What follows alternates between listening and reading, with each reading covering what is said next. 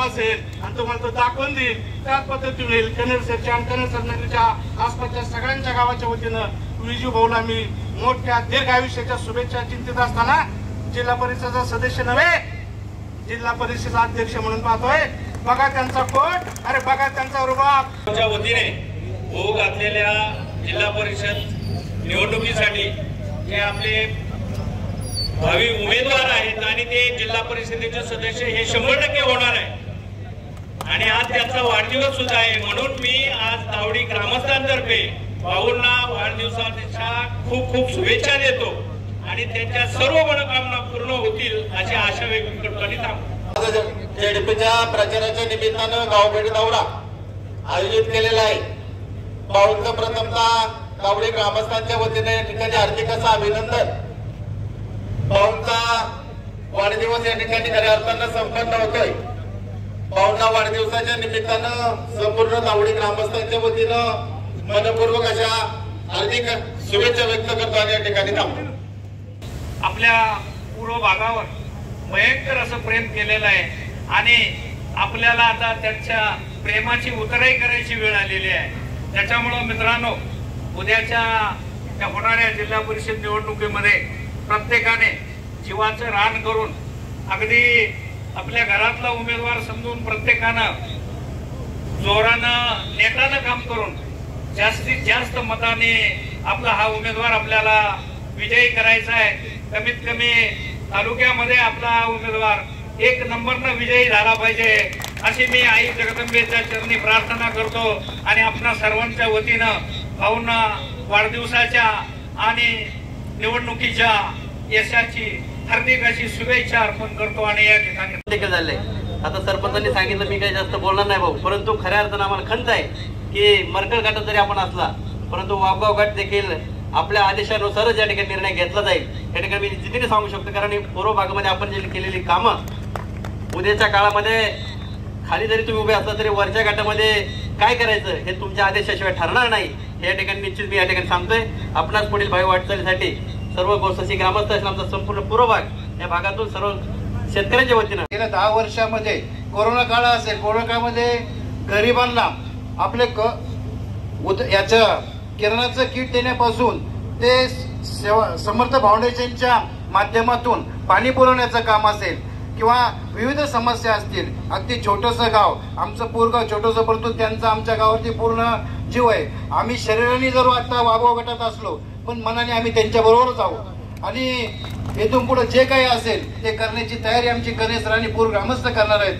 आम्ही पूर आणि कनेसर वेगळे नाहीच आहे, परंतु भाऊ आम्ही तुमच्यापासून तोडलं गेलो याचं आम्हाला खरंच दुःख वाटतं. यमाई मातेच्या चरणी सांगतो की आम्ही तुमच्या बरोबर केलेलं दिसून येत आहे.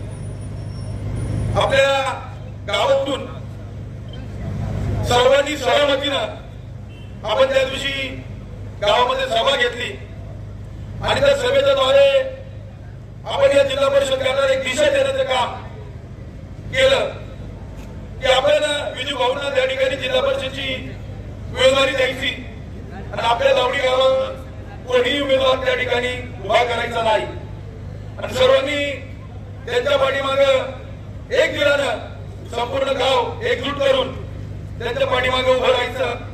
आज हनुमान महाराजांच्या दर्शनाच्या निमित्तानं माझ्या वाढदिवसाचं औचित्य साधून या मतदारसंघातील प्रत्येक ग्रामदेवतेचं दर्शन घ्यायचं आणि म्हणून खंडेराय महाराजांचं दर्शन घेऊन आई मातेचं कनेसरला दर्शन घेऊन दावणीला महालक्ष्मी मातेचं दर्शन घेऊन लोणकरवाडीला पेटलराव महाराजांचं दर्शन घेऊन रामनगरला भैरवनाथ महाराजांचं दर्शन घेऊन आज आपल्या चिंचोशी नगरीमध्ये हनुमान महाराजांच्या दर्शनाच्या निमित्तानं आशीर्वाद घ्यायला आम्ही सगळी मंडळी खरं तर या ठिकाणी आलोय.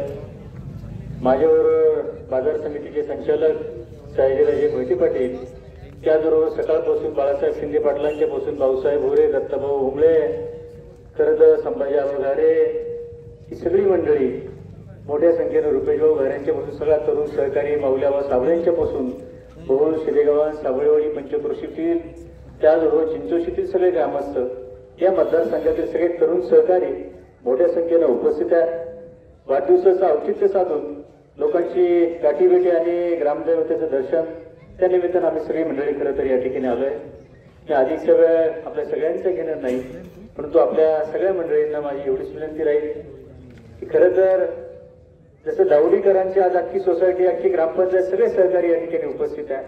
त्यांनी मला विश्वास दिला की सभापती काही झालं तरी या मतदारसंघामध्ये तुम्ही उभं राहायचं, आम्ही सगळे तुमच्या बरोबर भरभक्कमपणे उभं राहणार आहे.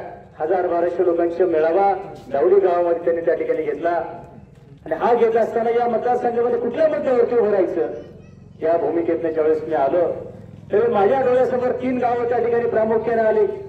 त्यातलं पहिलं दावडीने विश्वास दिला. गणेश सर तर गेल्या 10-12 वर्षापासून जीवाभावाचा पाण्यापासून वाडी वस्तीवरती पाणी द्यायचं काम समर्थ फाउंडेशनच्या माध्यमातून केलं आणि या मतदारसंघातलं 3रं गाव माझ्या डोळ्यासमोर आलं ते चिंचोशी. कुठलं आलं? चिंचोशी. का आलं? या 3 गावाशी असलेले माझे संबंध, तिथल्या वाडी वस्तीवरती प्रत्येक माणसाशी असलेला जिव्हाळ्याचा संबंध, या मतदारसंघाचं गणित मांडत असताना भरभक्कमपणानं तुमच्या मागे कोण उभं राहणार आहे याची कॅल्क्युलेशन ज्यावेळी आम्ही सगळ्या ग्रामस्थांनी, दावडीकरांनी, लिंबगावकरांनी केलं त्यावेळी आमच्या लक्षात आलं की सयाजीराजे ही हा भाग आपल्या बरोबर आहे आणि ही सगळी ताकद आपल्या बरोबर आहे. 10,000 मतं या मतदारसंघात या 3-4 गावामध्ये आहे. ती 10,000 मतं आपल्या मागे भरभक्कमपणानं आहे आणि मग खालच्या मतावरती त्या ठिकाणी आपण लक्ष ठेवू. म्हणून आज आपल्या बरोबर सयाजीराजे मोहिते आहेत. पिंपळगावच्या परिसरातून विद्याताई मोहितेंना आपण पंचायत समितीला त्या ठिकाणी उमेदवार करणार आहे. का करणार आहे?